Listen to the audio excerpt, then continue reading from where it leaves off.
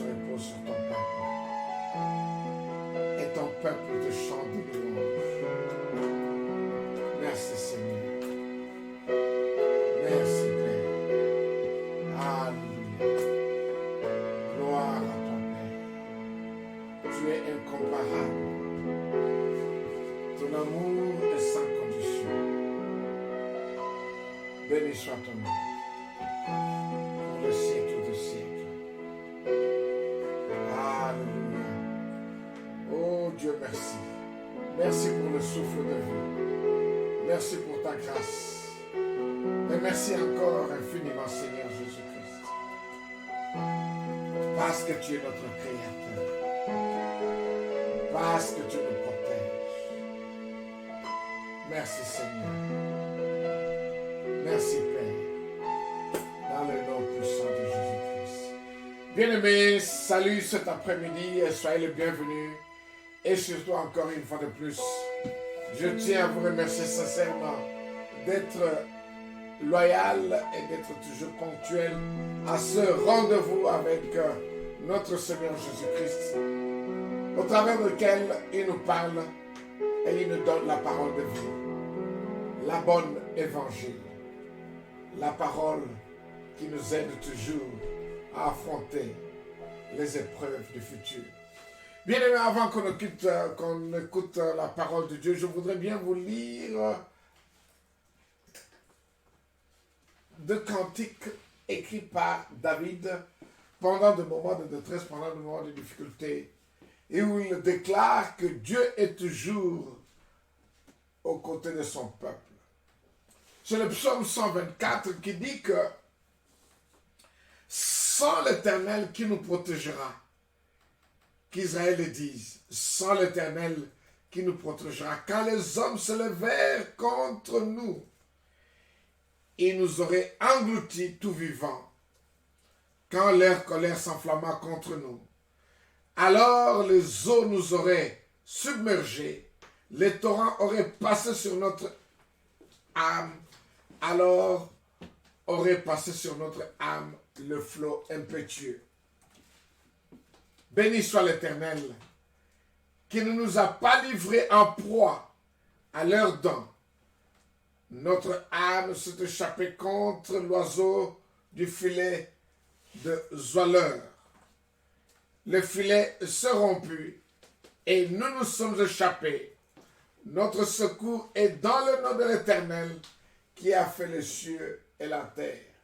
Bien-aimés, pendant ce moment où les gens tout autour du monde ne savent quoi faire avec cette épidémie que les gens appellent la pandémie du corona, je voudrais te donner une parole d'espoir. Sache que l'Éternel Dieu est toujours à tes côtés et il est toujours à nos côtés. Il nous protégera. Mais marchons dans sa crainte. Partons de nos voies de péché. Abandonnons les péchés. Haïssons le péché. Mais suivons le voie de l'Éternel. Parce qu'il nous protégera. Et il sera toujours à mes côtés. Voilà ce cantique que je voulais bien partager avec vous avant que nous écoutions la parole de Dieu cet après-midi. Sur ce, je vous inviterai, bien-aimés, d'aller dans le livre de Luc, chapitre 5, versets 1 à 9. Luc, chapitre 5, versets 1 à 9. Si vous trouvez cela, mettez quelque chose. Allez dans Deutéronome 16, 15. Deutéronome chapitre 16, verset 15. Nous commencerons à lire Deutéronome chapitre 16, verset 15. S'il vous plaît, de là où vous êtes, si vous me suivez en ce moment, tout ce que je vous demanderai, j'aime bien qu'on lise la parole de Dieu debout, avec qui a un sens de respect, un sens de gratitude, et ça nous permet d'honorer encore Dieu plus que jamais. Et si nous pouvons les lire ensemble pendant que nous nous tenons debout, Deutéronome 16, 15 la parole de Dieu nous dit, tu célébreras la fête pendant 7 jours en l'honneur de l'Éternel, ton Dieu, dans le lieu que choisira l'Éternel, car l'Éternel, ton Dieu, te bénira dans toutes tes récoltes et dans tout le travail de tes mains, et tu te livreras entièrement à la joie. Et tu te livreras entièrement à la joie. Donc, ce que la parole de Dieu dit. Et allons-y dans Luc chapitre 5, verset 1 à 9. Luc chapitre 5, verset 1 à 9. La parole de Dieu dit ceci. Comme Jésus se trouvait auprès du lac de Génézareth et que la foule se pressait autour de lui pour entendre la parole de Dieu, il vit au bord du lac 2 barques d'où les pêcheurs étaient descendus pour laver leurs filets. Il monta dans l'une de ces barques qui était à Simon et il les pria de s'éloigner un peu de terre, puis il s'assit et de la barque il enseignait la foule. Lorsqu'il eut cessé de parler, il dit à Simon, avance en pleine eau et jetez vos filets pour pêcher.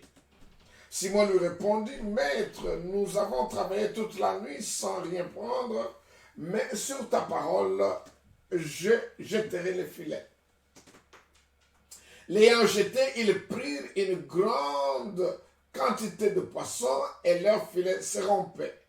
Ils firent signe à leurs compagnons qui étaient dans l'autre barque de venir les aider.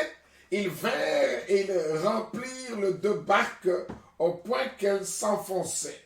Quand il vit cela, Simon-Pierre tomba aux genoux de Jésus et dit, Seigneur, retire-toi de moi, parce que je suis un homme pécheur. Car l'épouvante lui aussi saisit et tout ce qui était avec lui à cause de la pêche qu'ils avaient faite. Et c'est bien cela que nous nous arrêtons. Mais retenez, il dit ceci, car l'épouvante l'avait saisi, lui et tout ce qui était avec lui, à cause de la pêche qu'ils avaient faite. Et cette épouvante était une surprise que nous appelons une abondance, une croissance. Ils étaient tellement surpris que, après avoir travaillé toute la nuit, qu'ils n'ont rien attrapé, ils étaient au bord de pouvoir laisser tout et terminer leur pêche.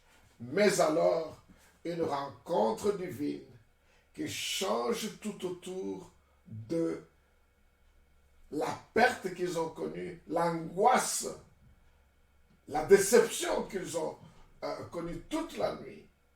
Et cette déception se transformait en joie. Parce que quand tu te rapproches de Jésus-Christ, il prendra ton fardeau et il changera ton fardeau du fardeau à la foi et de la foi à la joie. Prions ensemble. Éternel Dieu, bénis cette parole. Bénis ton peuple qui le suit en ce moment. Et bénis aussi, Père, nous qui sommes mis disponibles à croire à cette parole. Mes sœurs et frères qui écoutent cette parole en ce moment, lorsque leur foi puisse grandir et que l'espoir en eux ne leur quitte jamais quand ils écoutent cette parole. Ce soir, ça sera la fin de notre message sur l'augmentation surnaturelle. Que tout un chacun de nous, de ce soir, marche avec cette espérance et avec une foi déterminante que leur vie ne sera plus la même. Ils vont croître au jour le jour. L'abondance sera toujours disponible et l'onction de l'Éternel ne leur quittera jamais. Et que la bonne santé sera leur portion. La délivrance sera leur droit de naissance. Et l'oppression leur rendra libres. Et ils seront libres plus qu'à jamais. Dans le nom puissant de Jésus-Christ, nous t'avons ainsi prié. Amen. Amen. Bien-aimés, merci beaucoup. Vous pouvez toutefois vous asseoir. après cette prière. Mais je voudrais bien vous dire une chose, que tout ce que Dieu fait croît. Tout ce que Dieu fait augmente et tout ce que Dieu fait s'agrandit. Cela a été le message de Dieu notre Créateur le premier jour qu'il a créé l'homme, après nous avoir bénis. Dans Genèse chapitre 1 verset 28, il nous a bénis et maintenant il explique comment cette bénédiction se ressemblera. Il dit, soyez féconds, multipliez-vous, remplissez la terre et assujettissez-la. Et enfin il dit, domine sur tous les oiseaux de l'air, domine sur tous les poissons de la rivière et domine sur toutes choses qui marchent sur la terre. Dieu me donne ce pouvoir, cette autorité. Mais cela n'était pas que ça soit statique. Cela devait être toujours vers la croissance ou l'exponentielle, ou quand nous regardons cette courbe, la courbe doit être toujours vers les hauts, doit toujours croître, doit toujours augmenter, doit toujours s'élargir. C'est le Dieu que nous servons. C'est ainsi que cet après-midi, pour la bonne compréhension de mon message, je voudrais bien vous parler de l'augmentation surnaturelle, la troisième partie, et qui sera aussi la dernière, parce qu'à partir de la semaine prochaine, nous entrons dans un autre mois, qui est un mois qui apporte un autre message, et dont je voudrais bien vous rappeler, mes frères et sœurs, que nous devons comprendre que nous avons changé de saison, nous devons aussi voir comment les choses marchent. Mais avant que je puisse détailler ce message que nous venons de lire cet après-midi, je voudrais bien vous rappeler, mes frères et sœurs, que le moment dans lequel nous sommes, c'est un moment que tout un chacun de nous doit prendre conscience, parce que c'est le moment où les mauvais, les méchants, où j'appelle souvent les esprits méchants, utilisent des hommes comme des sacrifices. Ils tuent et ils utilisent le sang des hommes pour renouveler leurs vœux et utiliser cela comme sacrifice. C'est ainsi que maman, papa, de là où vous êtes, de là où vous me suivez, vous ne pouvez pas vous asseoir sur vos laurels et ne pas arriver à comprendre que pendant cette période, pendant ces 4 derniers ou 3 derniers mois, nous devons être éveillés, nous devons apprendre à prier, à jeûner, et pourquoi pas jeûner et prier au même moment.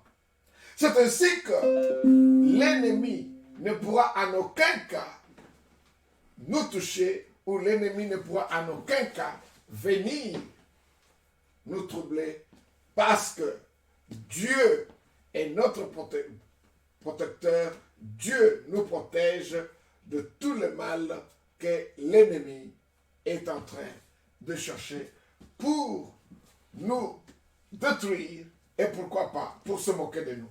Donc je voudrais bien faire cette parenthèse pour que vous compreniez que pendant ces 3 mois qui nous restent, et comme nous nous approchons vers la fin de l'année, l'ennemi cherche qui utiliser comme sa proie.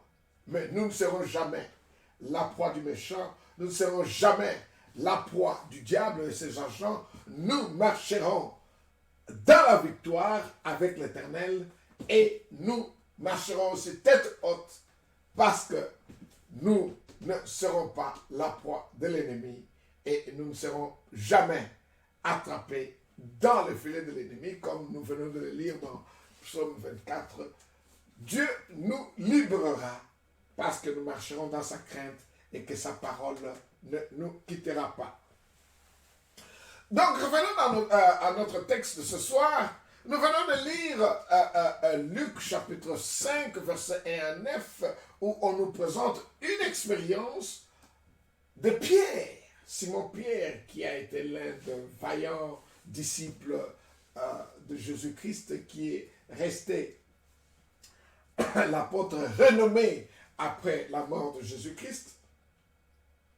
Pierre qui est devenu l'homme qu'on a dit qui n'a pas été éduqué, mais après avoir reçu l'inspiration du Saint-Esprit, Pierre a parlé avec breverie, il a parlé avec confidence, il a parlé avec force qui Jésus-Christ était, et il a même challengé le prêtre en ce moment du Sanhédrin de ce qu'ils ont fait et en tuant Jésus-Christ. Et Pierre a été emprisonné plusieurs fois, mais Dieu l'a sauvé parce que Dieu voulait utiliser Pierre, et au travers de lui, Dieu a dit que Pierre, ce que tu as reçu, ce n'est pas la chair, ce n'est pas le sang qui te l'a révélé, mais mon Père qui est aux cieux t'a révélé que je suis le Christ, le roi de l'Éternel.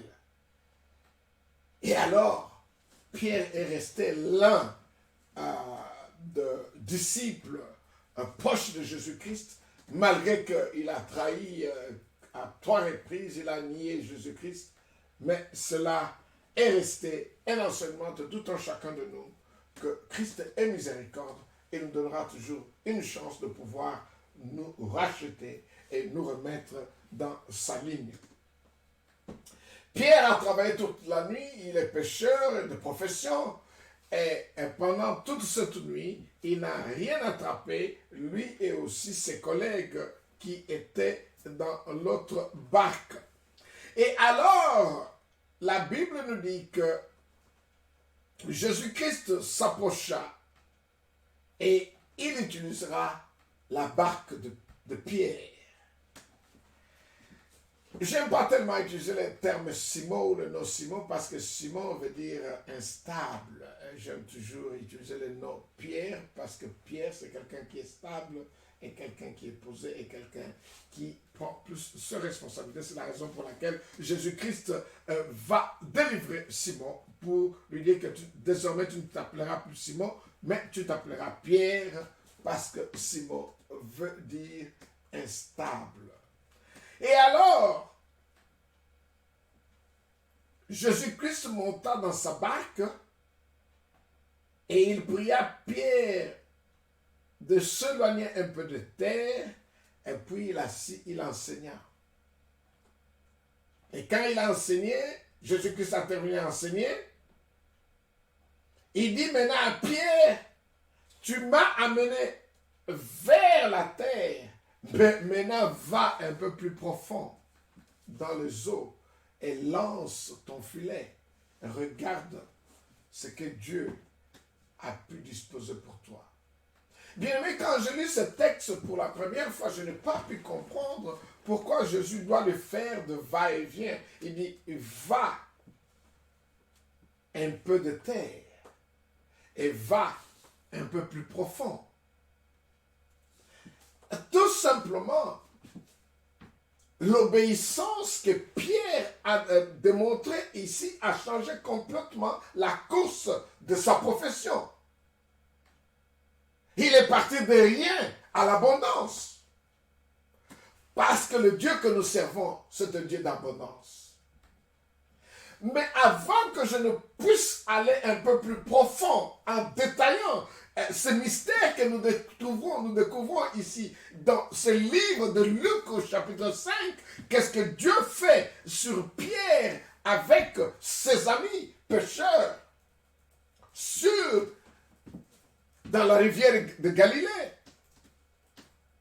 Je voudrais vous amener un peu plus loin pour comprendre que le Dieu que nous servons, c'est un Dieu de croissance, c'est un Dieu d'augmentation, c'est un Dieu qui veut toujours que l'abondance soit notre portion et que l'abondance soit parmi nous.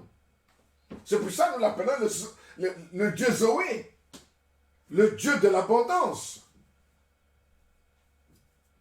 Alors, il faut aussi comprendre que là où nous vivons, s'il n'y a pas de croissance, il n'y a pas d'augmentation, c'est qu'il y a quelque chose qui ne marche pas. Nous devons ainsi chercher l'Éternel pour qu'il nous aide à comprendre, parce que la décroissance n'est pas de Dieu. Tout ce qui est de Dieu croît toujours, tout ce qui est de Dieu augmente, et tout ce qui est de Dieu s'élargit. Et aussi, nous devons comprendre que nous ne pouvons pas gérer la croissance de l'Éternel si nous ne marchons pas selon ses commandements. Et la croissance est toujours graduelle et progressive. Dieu, dans son amour infini, comme il nous a aimés avant la fondation du monde, Dieu ne nous donnera pas l'abondance du coup, bien-aimé. Parce que Dieu veut que, aussi longtemps que tu es en train de t'élargir dans ton abondance, au fur et à mesure que la croissance, l'abondance arrive, il faudra aussi que tu développes une certaine intelligence et une certaine sagesse. Comment est-ce que vous allez gérer ce dont il vous donne? Bien que le commencement sera toujours petit, mais la fin de cela vous comblera de l'abondance. L'exemple, nous le comprenons dans Isaac, chapitre 26, dans Genèse, où Isaac n'a sémé que quelques semences, mais il a reçu une abondance telle que il a été envié par les Philistins, et les Philistins ne pouvaient plus se tenir devant lui. Isaac est devenu tellement puissant, Isaac a reçu une augmentation au-delà de ce qu'il s'attendait, et l'abondance a fait que les hommes étaient devenus jaloux d'Isaac. Ils ne pouvaient plus accepter que Isaac soit parmi les Philistins. Et la Bible nous dit que dans ce Genèse 26, qu'à chaque fois, le puits d'eau que son père a laissé, les gens étaient devenus jaloux. Et ils ont comblé ce puits d'eau avec de la poussière, de la terre, à tel point qu'on ne pouvait plus utiliser cela. Mais cela n'a pas rendu Isaac de pouvoir abandonner. Au contraire, aussi longtemps qu'il détruisait une puits, il allait au deuxième, la deuxième était détruite, il allait à la troisième, et enfin, ils étaient fatigués, ils ne savaient plus quoi faire, parce que Isaac avait l'onction de Dieu. Bien-aimé, dans la vie, aussi longtemps que tu fais du bien, aussi longtemps que tu prospères, les gens se lèveront contre toi. Et les gens vont te challenger. Les gens, tu deviendras une menace pour eux parce que ta réussite leur exposera de leur incapacité ou de leur paresse ou de leur incompétence. Mais n'abandonnez pas à chaque fois que Dieu vous donne cette faveur d'augmentation, cette faveur de croissance, cette faveur d'expansion. Tenez toujours bon, restez toujours avec Dieu. Tant que vous faites du bien, ne cessez jamais à abandonner l'œuvre de l'Éternel qu'il vous a confiée et que vous avez possédée dans tout amour. Isaac a été challengé, le défi a été lancé, mais Isaac a continué toujours à croître, à continuer toujours à prospérer, à continuer toujours à s'élargir. Et la Bible nous dit que Isaac était devenu plus puissant, fort riche, que le Philistin ne pouvait plus le contenir. Et juste Abimelech, qui était le roi, est venu le voir et dit: hé, mon ami, nous ne voulons plus ta présence, tu dois partir de notre terre. Je prie que cela ne sera pas votre portion, mais de là où vous êtes, Dieu vous rendra très puissant, fort riche, à tel point les hommes et les femmes qui t'envieront, au lieu de te chasser, mais ils chercheront votre conseil et ils chercheront votre guidance afin qu'eux aussi profitent de la faveur que Dieu vous a donnée. L'augmentation surnaturelle, c'est l'amour que Dieu exprime envers ses fils et ses filles. C'est ça la nature de Dieu. D'augmenter, de donner toujours cette faveur. Nous avons défini pendant nos trois derniers enseignements que l'augmentation était une manifestation d'événements attribués à quelque force au-delà de la science, de la compréhension scientifique ou de loi de nature. Et je vous ai dit que toute manifestation surnaturelle était causée par des forces que nous ne pouvons pas être à mesure à expliquer. C'est au-delà de lois humaines, au-delà des aptitudes humaines. Il est pratiquement impossible que je vous explique comment est-ce que dans Genèse 26, Dieu a pu faire d'Isaac un homme très fort.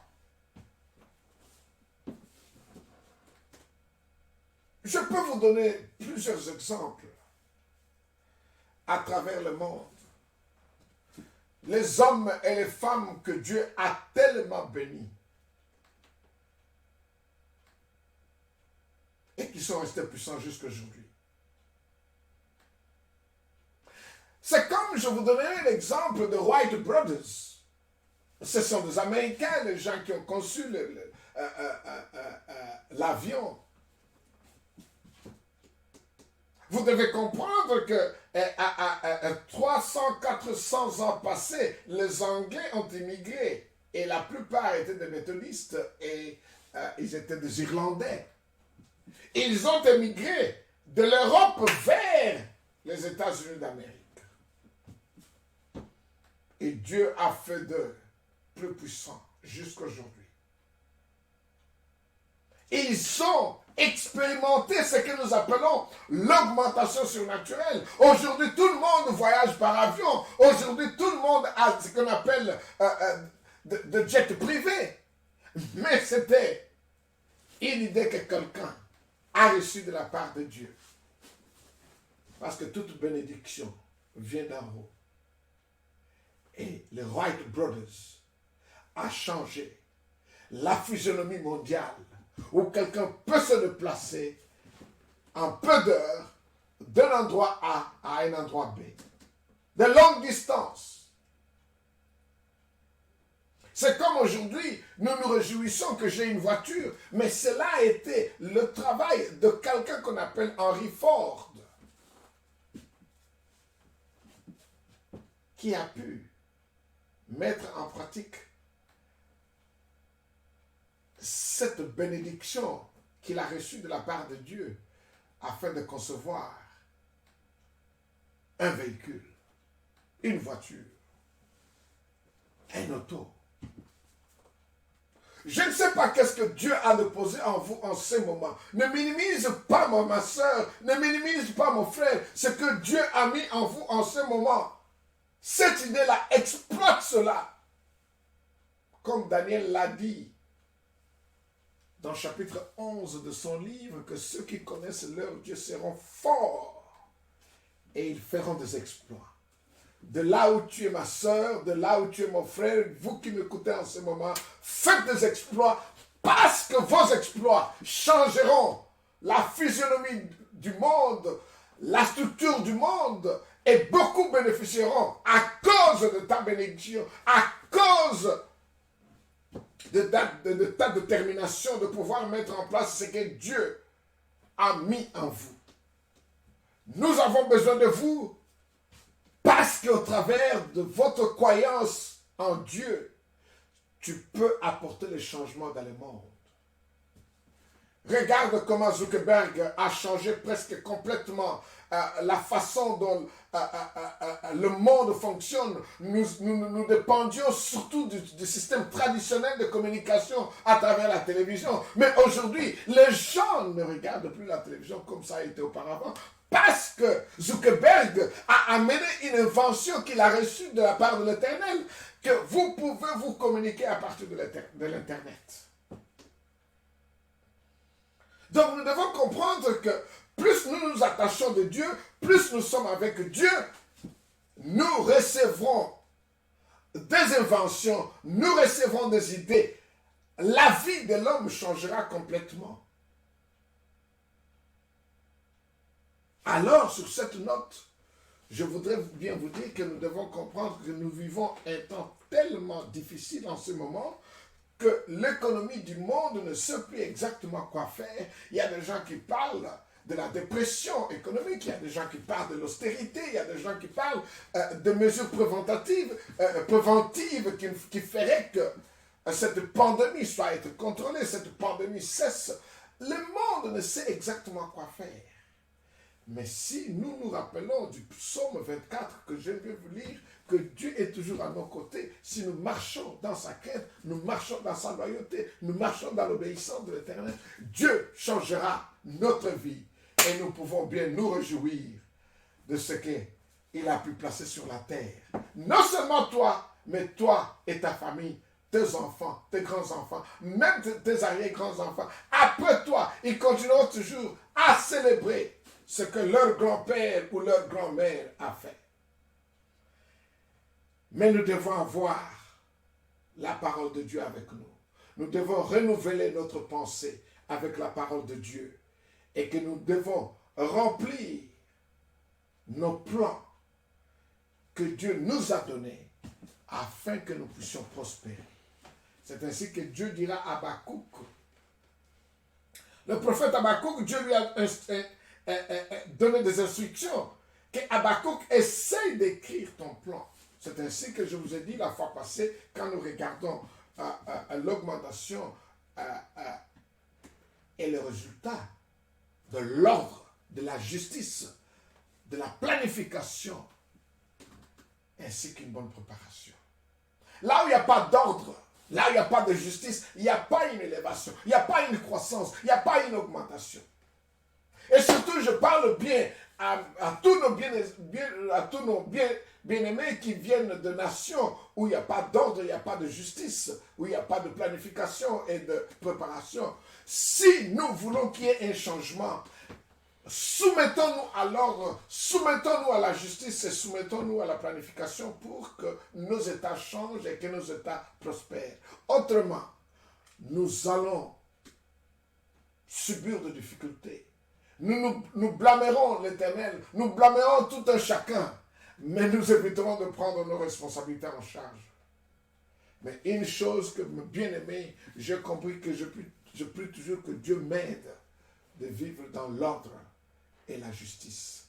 Parce que le secret qui est là, la justice élève.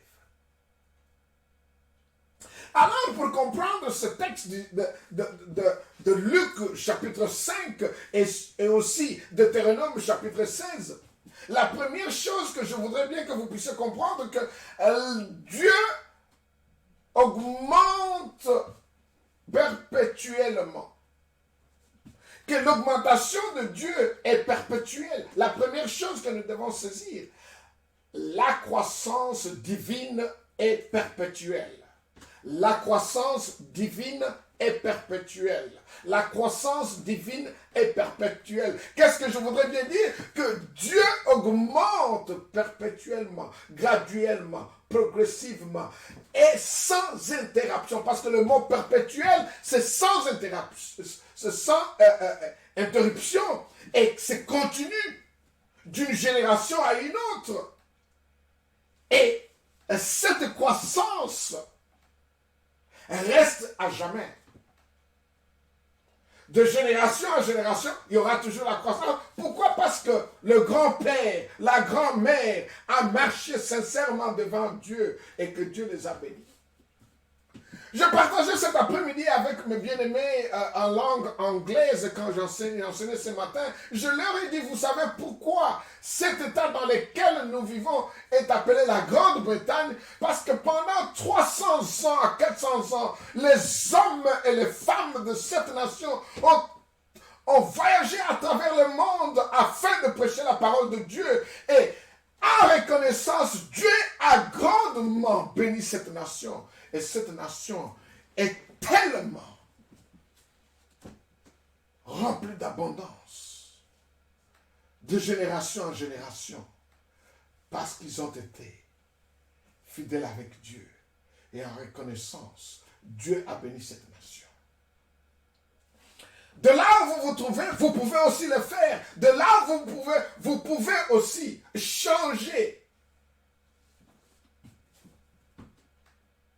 la nation dans laquelle vous vivez. C'est ainsi que Dieu dit dans Psaume 115, si nous pouvons regarder Psaume 115, il dit que dans Psaume 115, je te bénirai.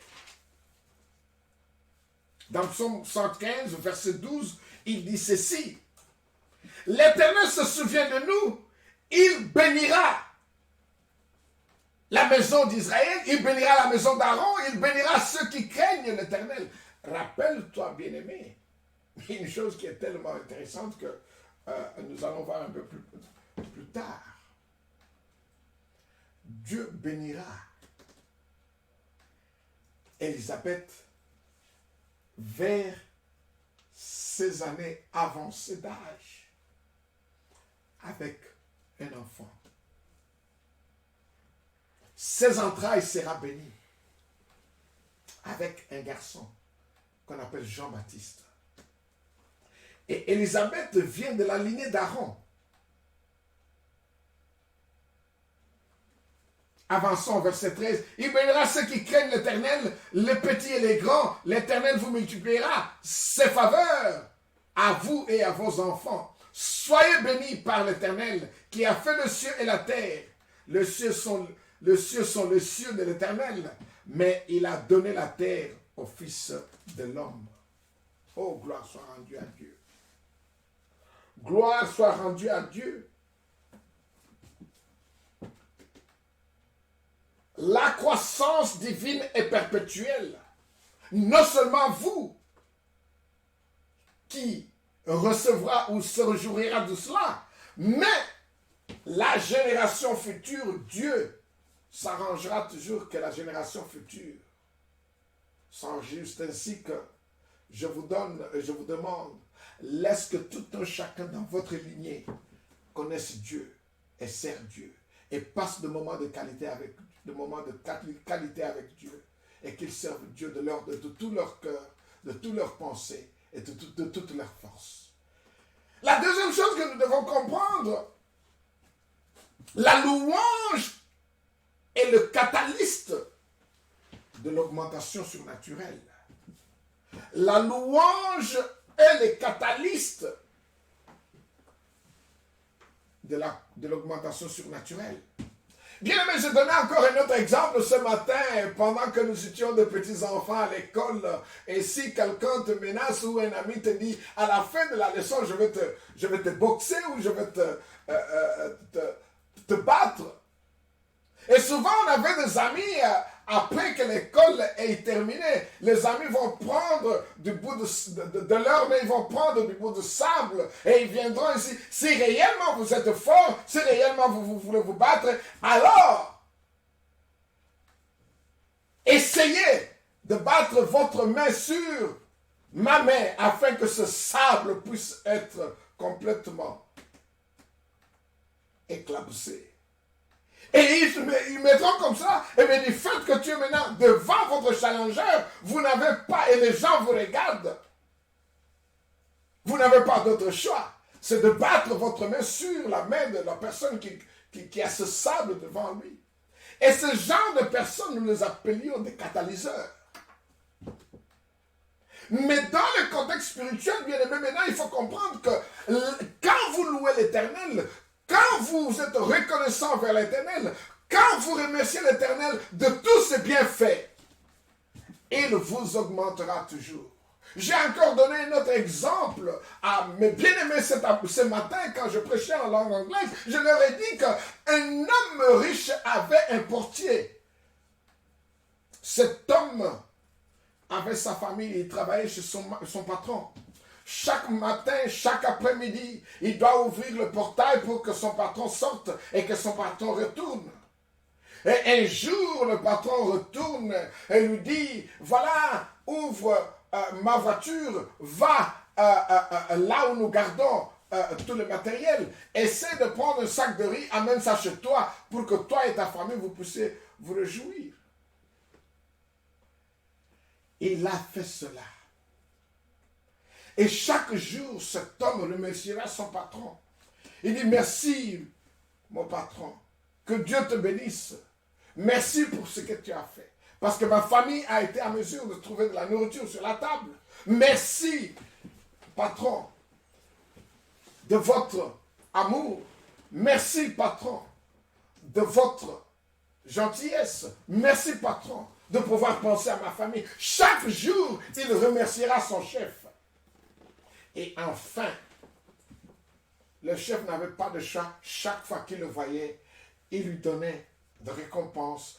Il lui donnait quelque chose à mener à la maison. Il ajoutait un peu de l'argent. À tel point que cet homme qui était un simple gardien de la maison, sa vie a tellement changé. Sa vie avait complètement changé. Bien-aimés, si nous remercions l'Éternel chaque jour, si nous lui disons merci, si nous disons merci à Jésus-Christ, si nous élevons le nom de Jésus-Christ, si nous disons à Jésus-Christ comment il est bon, notre vie ne sera plus la même.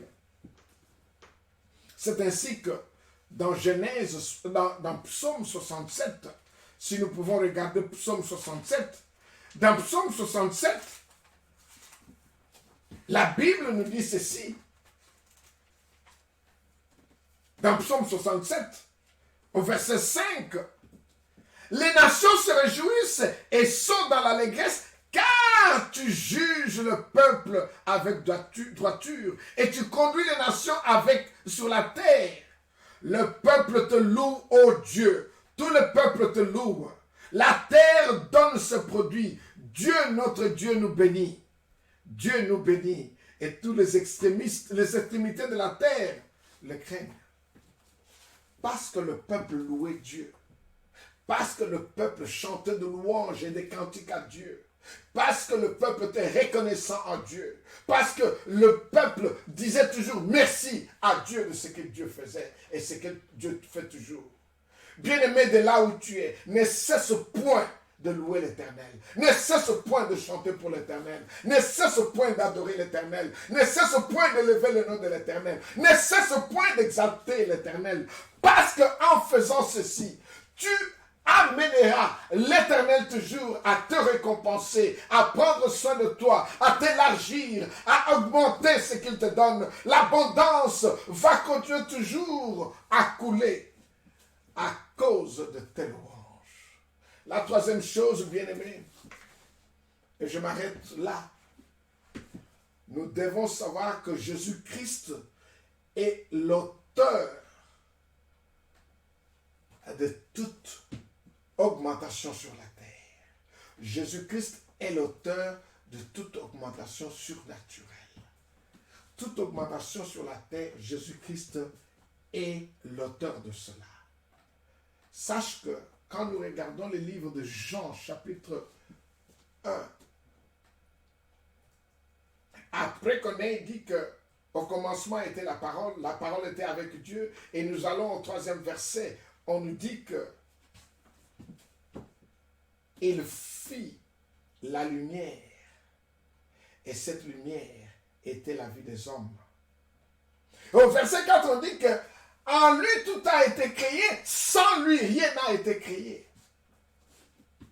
C'est-à-dire qu'il est l'auteur de la création. Il est la source de l'abondance. Il est la source de toute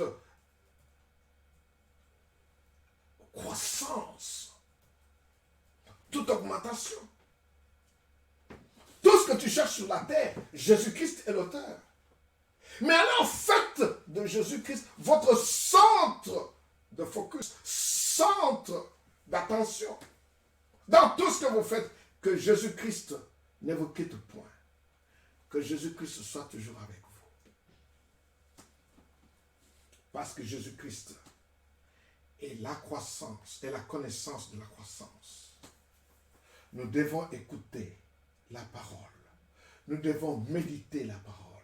Nous devons penser avec la parole. Nous devons faire des affaires avec la parole. La crainte de Dieu soit toujours avec nous. Dans nos relations humaines, Dieu doit être au centre. Parce que cette parole ne dépend pas du système économique, de la terre, ou sur la terre, ou du monde dans lequel nous vivons. Mais la bénédiction vient du ciel. Et ça se manifeste sur la terre et ça affecte la terre. Mais ça vient du ciel pour répondre aux besoins de la terre. Dieu donne la croissance. Rappelle-toi de Paul et d'Apollos dans 1 Corinthiens chapitre 3. Où Paul dit aux bien-aimés de la Corinthe qui se disputaient, où les uns disaient que je suis de Paul, les autres disaient que je suis d'Apollos, et Paul est venu et leur a dit, arrêtez, cessez l'idiotie. Nous ne sommes que des serviteurs. Je plante, Apollos arrose, mais l'augmentation ne vient que de Dieu. Ça me fait rire, mais ça me donne de la joie, parce que l'homme ne peut pas s'approprier de l'augmentation surnaturelle. C'est Dieu qui donne l'augmentation. C'est Dieu qui donne la croissance. C'est Dieu qui donne ce que nous appelons l'élévation. Vous devez savoir que si la parole est en nous, comme Dieu l'a prescrit dans 1 Josué, dans Josué chapitre 1er verset 8, il dit Josué, que cette parole ne te quitte point. Médite cela jour et nuit, afin que tu saches qu'est-ce qu'il y a dedans et que tu sois prospère et que tu réussisses dans tes entreprises. Ton succès dépendra de cette parole. C'est ainsi que, bien-aimés, je vous invite cet après-midi, avant que je ne puisse clore, que nous ayons l'habitude de lire cette parole, de méditer dans cette parole. Nous essayons de faire des affaires dans cette parole, que cette parole ne quitte pas notre face, que cette parole se repose dans notre cœur. Et dans tout ce que nous faisons, la parole soit notre priorité. Et une fois que nous le faisons, nous recevrons l'augmentation. Nous devons nous attacher à Dieu. Si nous ne nous attachons pas à Dieu, nous ne verrons pas la croissance, nous ne verrons pas l'augmentation, nous ne verrons pas l'épanouissement, nous ne verrons pas l'élargissement. Pour que ces choses nous arrivent, attachons-nous à Dieu. Pour que Dieu s'attache à nous. Et quand Dieu s'attache à nous, sa faveur est avec nous. Et Jésus-Christ nous rendra fructifier. Fructifier. Jésus-Christ nous rendra fructifier. Nous serons à mesure et nous serons dignes de produire. Nous serons dignes d'augmenter. Nous serons dignes d'être élargis. Nous serons dignes de l'épanouissement. Voilà, je m'arrête aujourd'hui là, mais avant cela, je voudrais vous dire que quand nous obéissons à Jésus-Christ et nous prenons l'action qu'il faut, notre obéissance obligera le ciel de pouvoir nous donner ou garantir sa faveur, et notre obéissance fera en ce que nous soyons fructifiés et que cela nous apportera de l'augmentation, de la croissance, de l'épanouissement, de l'élargissement, à cause de notre obéissance à la parole de Dieu, à cause de notre humilité, à cause de notre soumission. Parce que sans cela, nous ne ferons que tourner, et que nous ne pouvons avoir que ce qui peut nous permettre de vivre au lendemain. Mais la vie future, nous ne l'aurons pas. Bien-aimés, avant que je ne parte, la direction me parle déjà que nous nous approchons du temps. Notre technique nous dit déjà que nous nous approchons de notre temps. Mais je voudrais que vous compreniez une chose. Ouvre ta bouche et déclare. Parce que si tu le déclares, ça s'accomplira et ça s'établira. Parce que tu marches avec Dieu et Dieu est à tes côtés. Bénis le nom de l'Éternel. Dis-lui merci pour cette force qu'il renouvelle chaque matin en vous. Dieu est bon. Quand nous l'appelons, il nous écoute. Dans Jérémie 33, il a dit, appelle-moi et je te répondrai. Appelle l'Éternel en ce moment. Prie mon frère, prie ma soeur de là que vous êtes, de là que vous m'écoutez, afin que Dieu puisse répondre à vos besoins. Tu as des besoins, je ne le connais pas, mais Dieu le connaît. Mais si tu appelles Dieu, il est bon et il est juste de pouvoir pouvoir répondre à tes besoins, de pouvoir te donner ce dont tu as besoin, de pouvoir te donner au-delà même de ce que tu demandes, parce que Dieu est amour. Quand on est amour, on ne regarde pas le mal, mais on regarde au-delà de cela. Béni soit le nom de l'Éternel.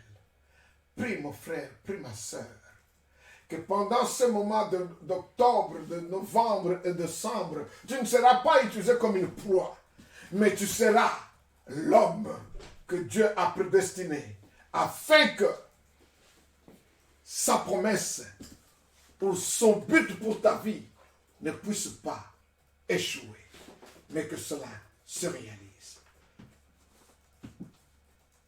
Je le déclare, bien-aimé, dans votre vie,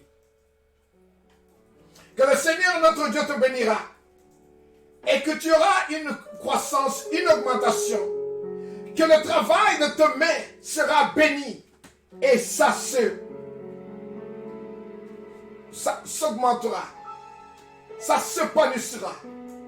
Tu verras l'élargissement du travail de tes mains et que la croissance sera toujours là. Et tu seras sûrement réjoui de bénédiction de l'Éternel. Oh Seigneur, bénis ton peuple parce que tu es bon. Bénis la terre sur laquelle ils vivent, que cette terre puisse produire abondamment.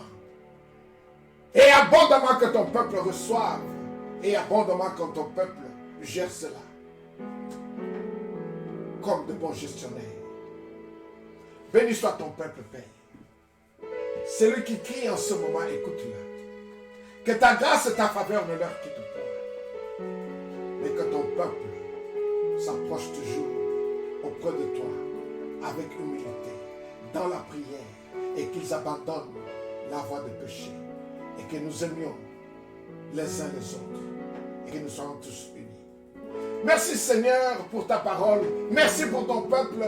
Bien-aimé, tu peux continuer toujours à prier. Nous arrivons à la fin. La réalisation me rappelle. Nous sommes à la fin de notre enseignement de cet après-midi. Mais sache une chose, que rien n'est terminé sans que le Seigneur Jésus-Christ dise le dernier mot. Et que ton destin est dans le main de l'Éternel.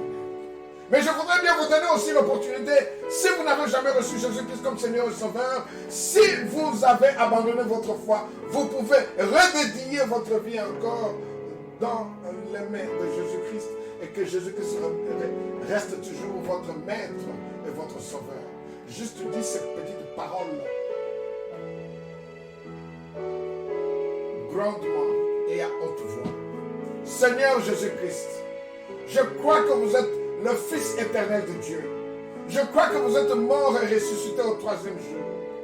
Je crois que vous êtes assis à la droite du Père, intercédant pour moi. J'accepte que je suis pécheur. Je me repens de mes péchés. Prie pour moi, Seigneur Jésus-Christ, pour que je sois accepté auprès du Père. Je prends cette décision ferme cet après-midi de vous accepter comme mon Seigneur et mon Sauveur. Je prends aussi la décision de redédier ma vie en vous et que vous soyez mon Seigneur et mon Sauveur aujourd'hui et éternellement pour les siècles du siècle. Amen. Voilà, si vous avez confessé cela, bien-aimé, vous êtes né de nouveau et vous avez redédié votre vie en Jésus-Christ. Trouve auprès de votre localité, dans votre arrondissement, votre commune ou votre district là où vous êtes, une église où la parole de Dieu est prêchée en vérité et en esprit. Soyez engagés. Le Saint-Esprit sûrement vous visitera et qu'un jour vous serez l'homme ou la femme qui prêchera la parole de Dieu. Voilà la fin de notre message. Sache que rien n'est terminé sans que Jésus-Christ dise le dernier mot. Et votre destin est dans le main de l'Éternel. Sois béni, sois exalté, Père, pour ton peuple. Nous voici très prochainement, jeudi prochain à 19h30 pour notre étude biblique. Et pourquoi pas, nous vous reverrons dimanche prochain à la même heure. Soyez bénis dans le nom puissant de Jésus-Christ. Amen. Merci, bien-aimé. Au revoir.